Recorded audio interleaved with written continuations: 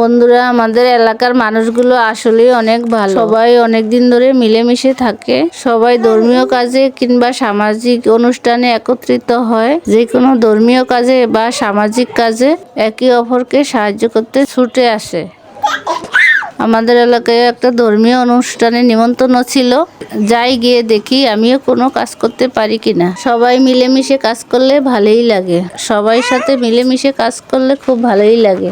আমাদের ধর্মীয় যত অনুষ্ঠান হয় সব অনুষ্ঠানে নিরামিষ রান্না হয়। এখানে কোনো মাছ মাংস পেঁয়াজ রসুনের ধরাছোঁয়া নেই। শীতকালে অনুষ্ঠানগুলো ভালো লাগে। শীতকালের প্রসাদ খেতেও ভালো লাগে। কেননা শীতকালে থাকে অনেক রকমের শাক সবজি, বিভিন্ন রকমের তরি তরকারি। কোনো শাক সবজির অভাব নেই, কমে পাওয়া যায়। আবার খেতেও কিন্তু ভালো লাগে। ধর্মীয় নাম কীর্তনের পাশাপাশি প্রসাদও সবাইকে দেওয়া হবে। দেখুন সবাই মিলে একসাথে সবাই প্রসাদ খাচ্ছে। শীতের মধ্যে কষ্ট করে সবাই কিন্তু প্রসাদ নিচ্ছে। এটাই একটা আনন্দ। আমাদের ধর্মে কিন্তু এইটাই একটা খুব সুন্দর বিষয়।